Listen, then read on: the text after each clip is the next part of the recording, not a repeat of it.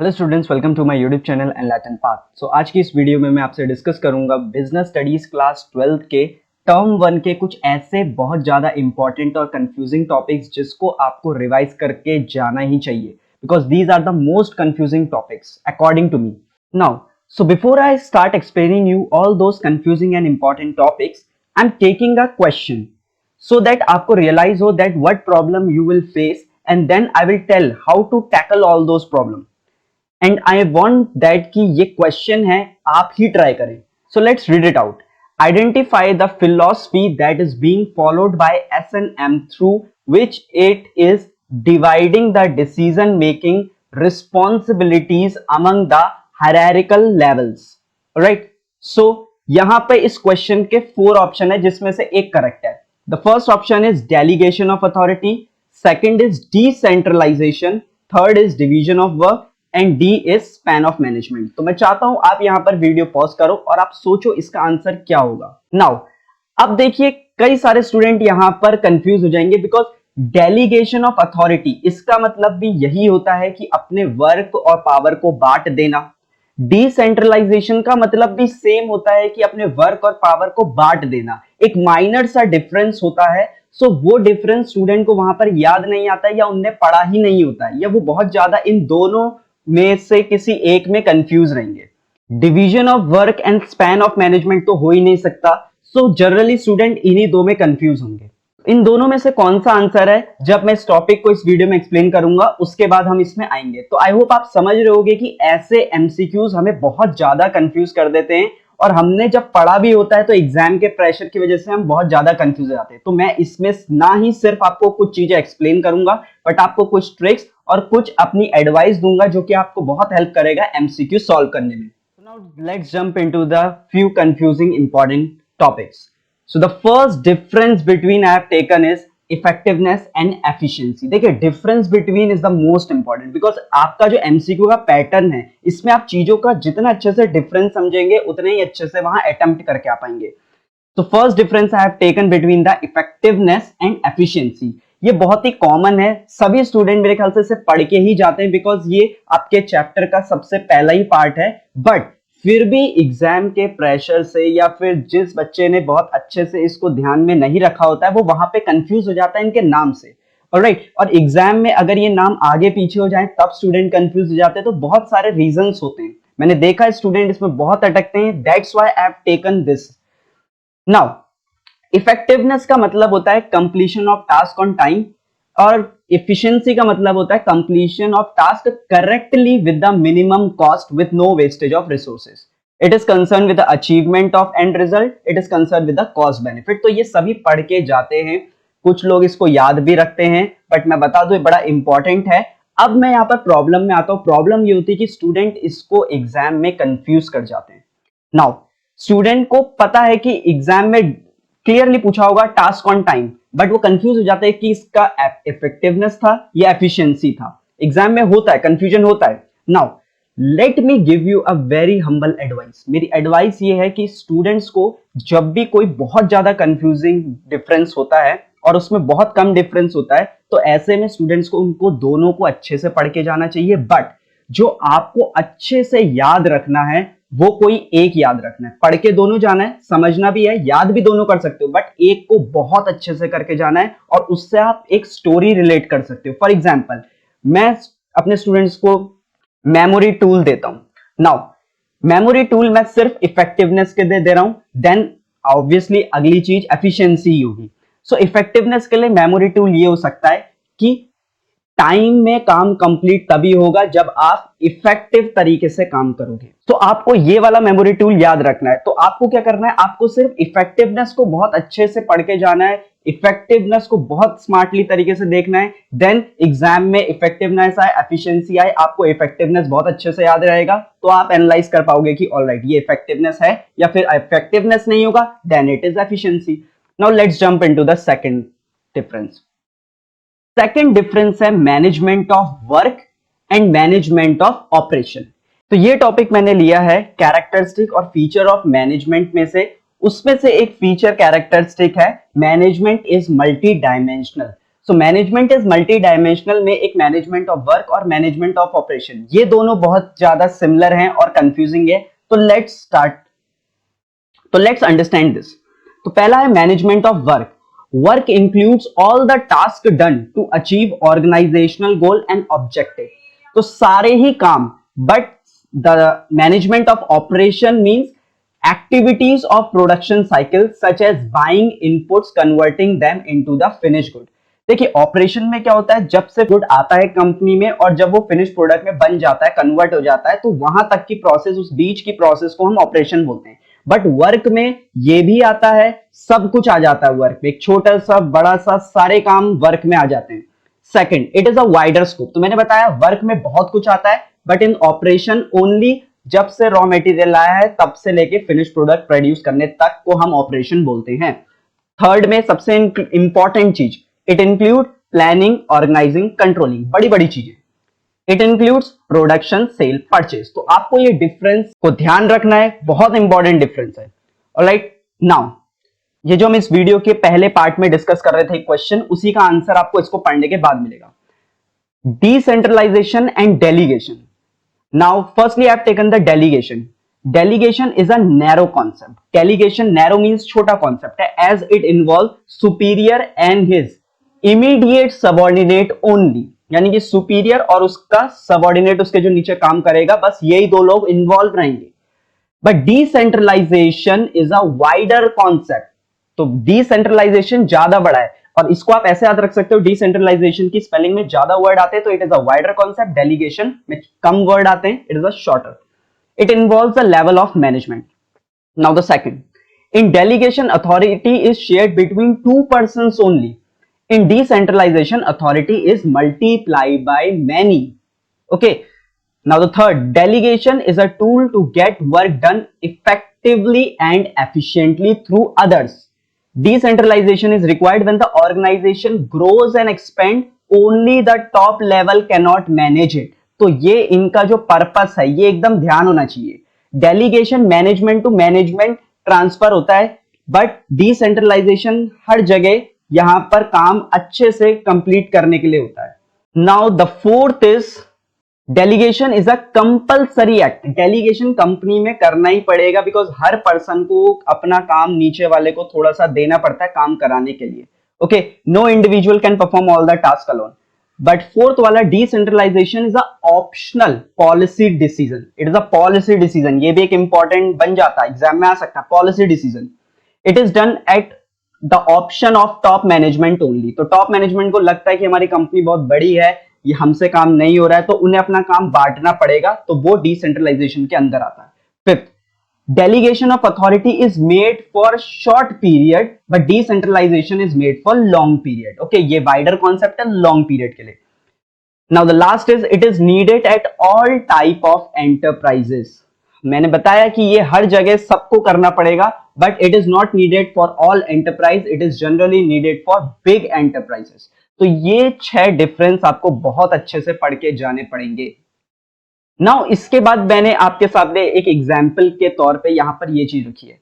तो देखिए, डायरेक्टर्स अपना काम अगर प्रोडक्शन हेड को देगा तो that will be a delegation. Okay, delegation कहा जाएगा। नाउ प्रोडक्शन मैनेजर अगर सुपीरियर को काम देगा, उसके नीचे वो सबऑर्डिनेट है, तो ये भी डेलीगेशन। फोरमैन अगर मशीन ऑपरेटर को काम देगा तो वो भी क्या है, डेलीगेशन। काम और पावर दोनों देनी पड़ती है। बट अगर डायरेक्टर से मशीन ऑपरेटर को काम मिल रहा है, so that will be a decentralisation. Decentralisation, okay, that will be a decentralisation. एक और पॉइंट याद रख लीजिएगा, डिसेंट्रलाइजेशन में यहां पर मैनेजमेंट टू मैनेजमेंट यहां पर वर्क ट्रांसफर होता है। राइट, सो ये डिसेंट्रलाइजेशन और डेलीगेशन का बहुत इंपॉर्टेंट डिफरेंस बिटवीन है, जो कि आपको अच्छे से समझ के जाना है। Now let's get back to that question. तो आप वो वीडियो को फिर से पॉज करके फिर से सुन के, अगर आपको कंफ्यूजन है आप फिर से देख सकते हो। अब मेरे को आप बताइए कि आपको अब क्या लगता है कि इसका आंसर क्या होगा, अगर आप अपना आंसर चेंज करना चाहते हैं। तो मैं आपको बता दूं, इसका जो आंसर है वो है डिसेंट्रलाइजेशन ऑफ अथॉरिटी।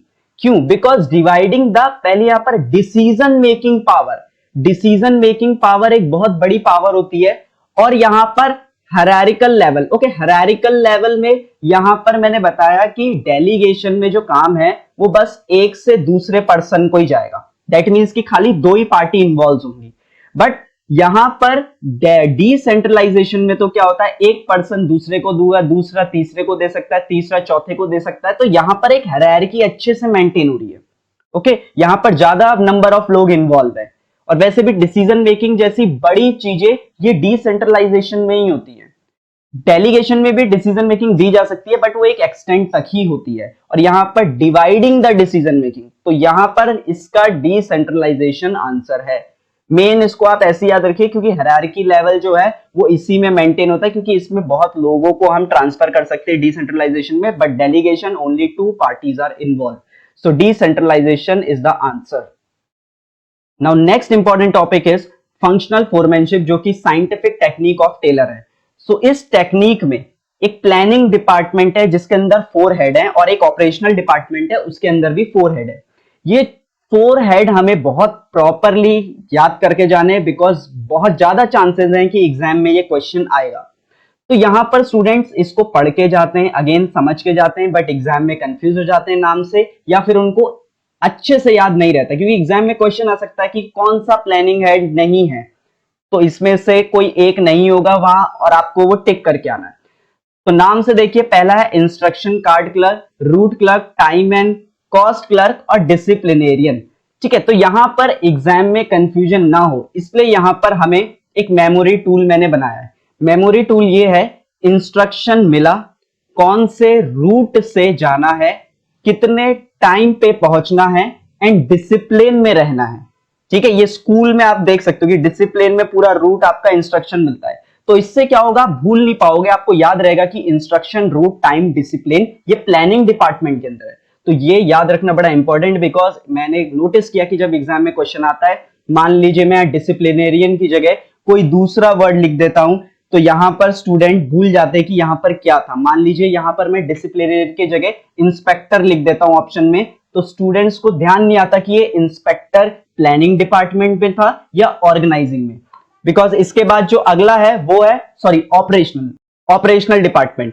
सो यहां पर ऑपरेशनल डिपार्टमेंट में देखिए इंस्पेक्टर है, तो ऑपरेशनल डिपार्टमेंट में gang boss, speed boss, repair boss and inspector. तो यहां पर हमारे मेमोरी टूल हो जाएगा, इंस्पेक्टर देखते ही गैंग स्पीड से भागी रिपेयर करने के लिए। ओके, सो यहां पर इंस्पेक्टर आ गया, गैंग आ गया, स्पीड आ गया, रिपेयर आ गया। तो हमें यहां पर ध्यान रखना है कि ऑपरेशनल डिपार्टमेंट के अंदर ये 4 चीजें आती हैं। तो आप सोच रहोगे कि ये तो बड़ा इजी है, बट एग्जाम में कंफ्यूजन बहुत ज्यादा होता है, इसीलिए मैं अपने एक्सपीरियंस के थ्रू ये बता रहा हूं कि यहां पर स्टूडेंट्स को कंफ्यूजन होता है, इसीलिए मेमोरी टूल याद रख के जाना। Now let's get to next, difference between the Henri Fayol and F W. Taylor. ये भी एक इंपॉर्टेंट है, इसको देखिए।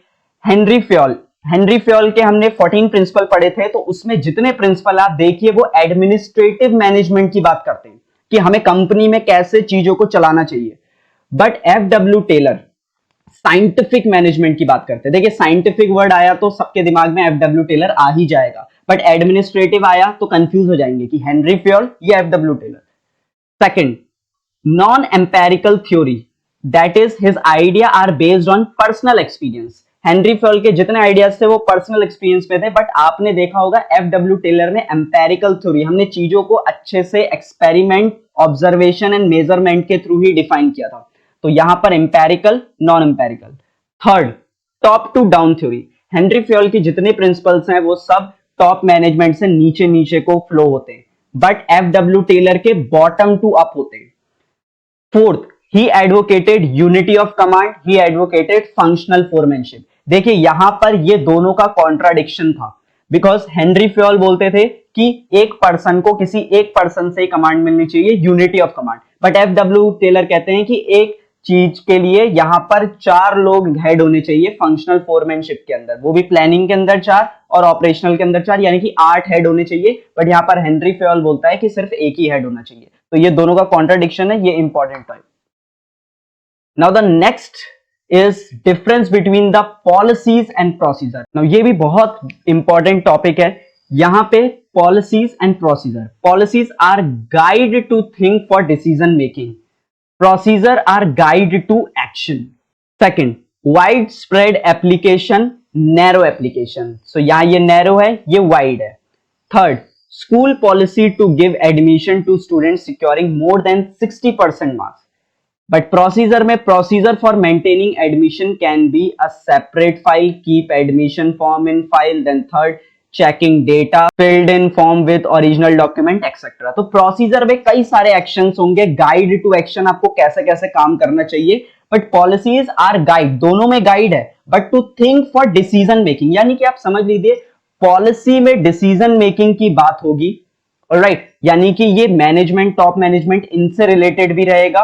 बट प्रोसीजर में गाइड टू एक्शन काम कैसे होना चाहिए, देखिए इसको बहुत अच्छे से करके जाइए, बिकॉज एमसीक्यू में कोई भी केस स्टडीज आ सकती है। मैं आपको एग्जैक्ट केस स्टडी नहीं बता सकता कि एग्जाम में ये आने वाला है, बट मैं ये बता सकता हूं कि वहां कौन से ऑप्शन रहने वाले और आप कैसे कंफ्यूज हो सकते हो। तो इसके लिए बहुत इंपॉर्टेंट है policies and procedure. Now next topic is what are the need, want and demand. देखिए नीड में क्या आता है, जो हमारी बेसिक नेसेसिटीज हैं सर्वाइवल के लिए। ओके, फॉर एग्जाम्पल रोटी, कपड़ा, मकान, आजकल हम इंटरनेट भी बोल सकते हैं। तो दीज आर बेसिक नीड जो हर किसी को चाहिए, इसके अलावा भी हो सकती है बट जो हर किसी को चाहिए। नाउ वांट क्या होता है, अब देखो मैं आपको सिंपल वांट और डिमांड में एक एग्जांपल के थ्रू बता देता हूं।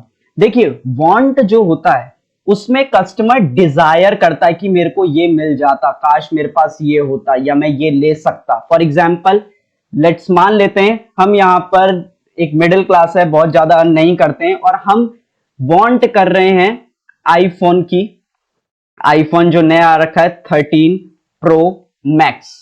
ओके, वो भी लेट्स से कि 1 TB वाला जो वेरिएंट है, जो कि 1.5 लाख कुछ पहुंच जाता है। तो वो हमारी वांट है, बिकॉज हम वो खरीद नहीं सकते, वो अभी हम सोच रहे हैं, ठीक है।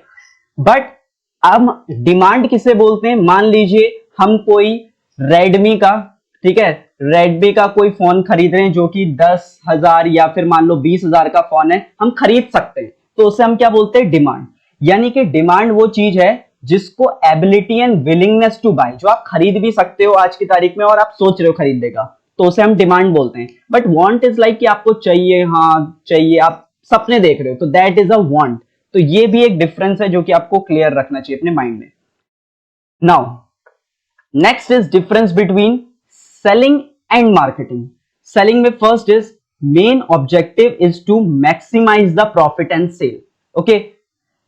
एंड मार्केटिंग का पहला है main objective is earning optimum profit with customer satisfaction. तो मार्केटिंग कस्टमर सेटिस्फेक्शन की बात करता है, लेकिन सेलिंग में सामान बेचो और प्रॉफिट कमाओ। बट मार्केटिंग सब कुछ देखता है कि कस्टमर भी सेटिस्फाई होना चाहिए। सेलिंग का प्रोड्यूसर ओरिएंटेड, सेलिंग जो है वो प्रोड्यूसर ओरिएंटेड है, वो प्रोड्यूसर का ज्यादा सोचती है, प्रोड्यूसर के माइंडसेट से वो चलती है। But marketing is consumer oriented, कि कंज्यूमर को क्या प्रोडक्ट चाहिए, कंज्यूमर सेटिस्फाई हो रहा नहीं हो रहा, कंज्यूमर का ज्यादा ख्याल रखा जाता है मार्केटिंग में। Third, emphasizes with staying with the existing technology and reducing cost। तो यहां पे वही टेक्नोलॉजी के साथ रहते हैं ये लोग, और प्रोडक्ट, अपने प्रोडक्ट की कॉस्ट कम करने में ये लोग ज्यादा बिलीव रखते हैं कि प्रोडक्ट की कॉस्ट कम करो ताकि हम प्रॉफिट ज्यादा कमाएं। बट मार्केटिंग में emphasise on innovation and producing better quality product at lower cost, यानी कि कॉस्ट भी कम आ जाए और अपना प्रोडक्ट भी बहुत अच्छा हो, अच्छी क्वालिटी का, और वो इनोवेटिव प्रोडक्ट हो। तो इनोवेशन करने के लिए आपको नई मशीन खरीदनी पड़ेगी और उसके लिए ज्यादा पैसा लगाना पड़ेगा, जिससे प्रोडक्शन की कॉस्ट जो होगी वो बढ़ जाएगी। Then the fourth difference is short-term view, capturing market share for short time. Short-term view, okay, so short-term view है capturing market share for short time. तो ये short time के लिए होता है, but जो मार्केटिंग है वो लॉन्ग टर्म व्यू होता है, बिकॉज अगर आप कस्टमर को सेटिस्फाई करोगे तो आप कस्टमर को रिटेन कर पाओगे, वो बार बार आपके पास ही आके सामान खरीदेगा। तो ये एक लॉन्ग टर्म के व्यू से चलते हैं। बट एक कंपनी आया, एक किसी पर्सन का माइंडसेट ऐसा है कि मेरे को 1-2 साल के लिए बिजनेस करना है, जितना भी प्रॉफिट कमा लो, तो यहां पर हम कस्टमर का उतना ख्याल नहीं रखेंगे, हम अपना प्रोडक्ट को बेचने में ज्यादा फोकस रखेंगे। Focus on brand loyalty and high switching cost. Fifth है focus on the need of seller, focus on the need of customer as discussed above. तो यहां पर ये हमारा लास्ट डिफरेंस था। तो देखिए, मैं आपसे ये नहीं कह रहा हूं कि इसके अलावा आपको कोई डिफरेंस नहीं पढ़ना या इसके अलावा कोई डिफरेंस इंपॉर्टेंट नहीं है, बट मेरे ओपिनियन में जो सबसे मोस्ट इंपॉर्टेंट और कंफ्यूजिंग डिफरेंसेस थे वो ये थे। इसके अलावा भी बहुत सारे इंपॉर्टेंट टॉपिक्स हैं एंड इस पे मैं वीडियो बना दी है, आप उसको डिस्क्रिप्शन बॉक्स में आई बटन में लिंक आ रहा होगा, वहां से भी चेकआउट कर सकते हो। और मैं कुछ टेक्निक्स भी आपको बताऊंगा कि कैसे एमसीक्यूज को आपको हैंडल करना है, बिकॉज एमसीक्यूज नॉट लाइक कि आप गए, आपने किया, हो गया। तो अगर वीडियो अच्छी लगी हो, प्लीज आप अपने दूसरे फ्रेंड के साथ इसे शेयर करिए, उनकी भी नॉलेज बढ़ाइए। एग्जाम में आप इसको रिवाइज करके जाइए, अपने पास सेव कर लीजिए इस वीडियो को और देख के जरूर जाइएगा, आपकी बहुत ज्यादा हेल्प होगी इस वीडियो से। तो अगली वीडियो में मिलते हैं, till then bye bye, thank you. और कोई भी कंफ्यूजन होगा तो प्लीज कमेंट डाउन बिलो, मैं आपके सारे कंफ्यूजन के जवाब दूंगा।